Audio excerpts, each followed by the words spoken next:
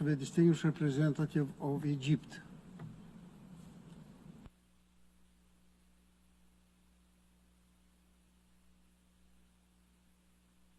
شكر سيد الرئيس، السادة الأعضاء. بداية نتوجه بالشكر لكل من صوت لصالح مشروع القرار ووقف بجانب الحق والعدل. نشكر كل من تبنى بوصلة أخلاقية وإنسانية سليمة وصوت لصالح إنقاذ المدنيين والأبرياء في غزة. سيد الرئيس، نجتمع بالجلسة بطريقة المستأنفة بعد عرقلة إصدار قرار من مجلس الأمن جراء الفيتو الأمريكي.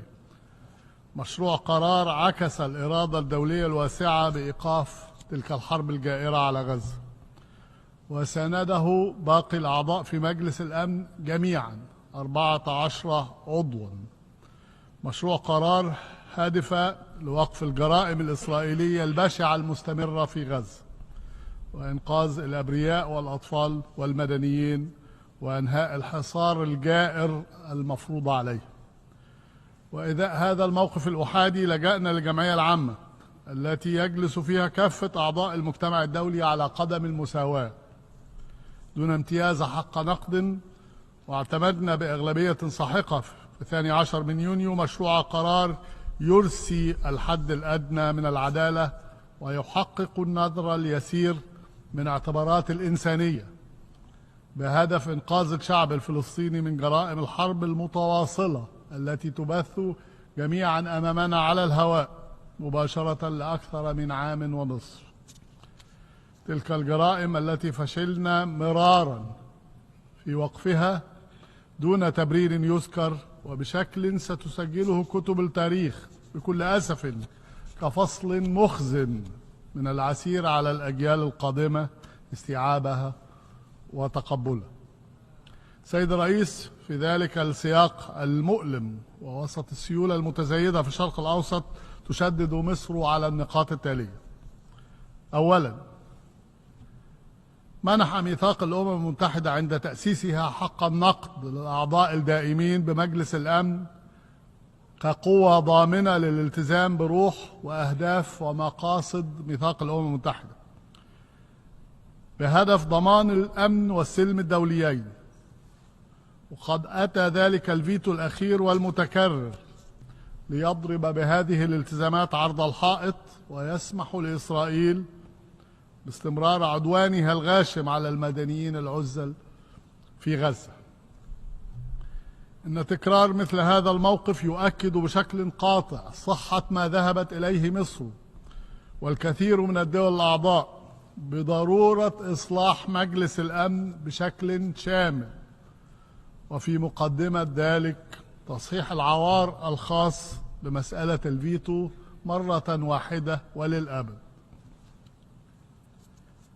ثانيا، تشدد مصر أن هذا الفيتو الأخير لا يغير من حقيقتين ساطعتين، أولاهما أن إسرائيل ارتكبت وترتكب جرائم حرب وجرائم ضد الإنسانية بصورة ممنهجة في غزة يقف وراءها اليمين الإسرائيلي المتشدد وكبار قادة إسرائيل، وهو ما يستوجب حتما المحاسبة وإنفاذ العدالة.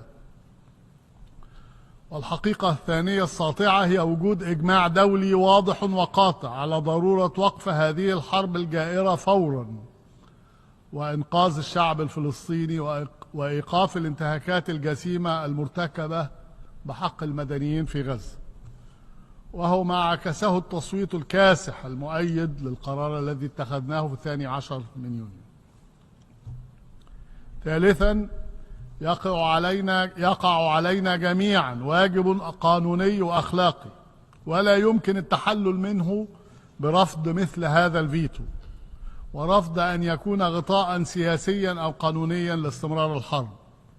فحق النقد لا يسمو على القوانين الدولية بل وعلى الطبيعة البشرية التي ترفض قتل الأطفال والأبرياء في غزة. وأعضاء الأسرة الدولية ملزمون سويا وكلا على حدة باستخدام كافة الوسائل للضغط على إسرائيل وإجبارها على وقف العدوان وإنهاء الحصار والتجويع وإنفاذ المساعدات الإنسانية دون قيد أو شرط، وتنفيذ القرارات الأممية وإجراءات محكمة العدل الدولية التحفظية. رابعا، تناشدكم مصر أيضا تطوير لغة ومصطلحات القانون الدولي الإنساني والخطاب الإنساني عموما لتتواكب مع جرائم إسرائيل في غزة حاليا.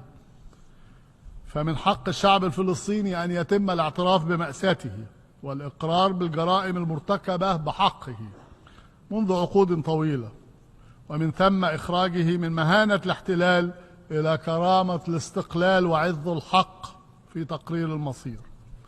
فهو الشعب الوحيد الذي يحيا في ظل جرائم حرب وفظائع غير مسبوقة تبث على الهواء مباشرة دون أفق لإنهائها.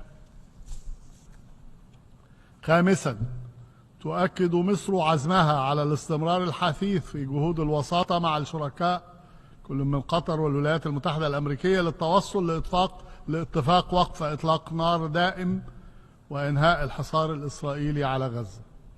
كما تطالبكم مصر بتنفيذ القرارات الأممية واعتماد قرار جديد من مجلس الأمن يلزم إسرائيل بوقف عدوانها وجرائمها، فالوساطة لا تتعارض مع دور الأمم المتحدة وأجهزتها إذا وقف العدوان وإنقاذ الأبرياء. سادسا، تحذر مصر أيضا من مغبة تصاعد الممارسات الاحتلالية في الضفة الغربية والقدس الشرقية، وتطالب بوقف هجمات الإسرائيلية على المدن الفلسطينية ووقف توسع المستوطنات ومعاقبة المستوطنين على إرهابهم، والسماح للشعب الفلسطيني الشقيق بالحركة دون قيود والوصول لموارده، ووقف الانتهاكات للمواقع المقدسة في القدس أو المساس بوضعها القائم، وأيضا رفع كافة القيود على عمل وكالة الأونروا في الأرض الفلسطينية المحتلة. سابعا، تندد مصر أيضا بالهجمات الإسرائيلية ضد الجمهورية الإسلامية الإيرانية، وكذلك أي ممارسات تمثل خرقا للقانون الدولي وميثاق الأمم المتحدة وسيادة الدول ووحدة أراضيها ومبادئ حسن الجوار وتسوية النزاعات بالسبل السلمية، وتعرب عن قلقها حيال هذا التصعيد الخطير الذي ينذر بتداعيات جسيمة على أمن الشرق الأوسط. وتؤكد أيضا على أهمية إخلاء منطقة الشرق الأوسط من الأسلحة النووية وغيرها من أسلحة الدمار الشامل وفق القرارات الدولية ذات الصلة ودون انتقائية، وتشدد على ضرورة انضمام كافة الدول المنطقة إلى معاهدة عدم انتشار الأسلحة النووية. سيد الرئيس، بإمكاننا أن نسرد مجددا الإحصائيات التي تدلل على كارثية الوضع في قطاع غزة وإجرام العدوان الإسرائيلي، ولكننا قطعا لا نحتاج لأدلة لإنقاذ الفلسطينيين. من منا بحاجة لعرض صور الأطفال القتلى والأمهات الثكلى وصور المدنيين وهم يحترقون لإيجاد ما يوقف هذه المذبحة الماثلة أمام الجميع والتي لا يمكن إنكارها بأي شكل. استمرار ما يحدث في غزة عار على المجتمع الدولي بأسره وينبغي وقفه فورا. ختاما سيد الرئيس، نطالب في سياق ما تقدم أعضاء الجمعية العامة للأمم المتحدة باستمرار في مواقفهم النبيلة الداعمة لحقوق الشعب الفلسطيني وتأييد حق الشعب الفلسطيني في دولته المستقلة وعاصمتها القدس الشرقية وإكسابها العضوية الكاملة في الأمم المتحدة. هذا هو السبيل الوحيد للسلام في المنطقة ولا سبيل سواه. لا مساحة للوقوف على الحياد. الصمت تواطؤ، والتردد في دعم الحق الفلسطيني خيانة، والتصويت لصالح أي مشروع قرار قادم يهدف لإنقاذ المدنيين في الأرض الفلسطينية واجب قانوني وضرورة أخلاقية. لا تخذلوا الإنسانية. كل الشكر سيد الرئيس.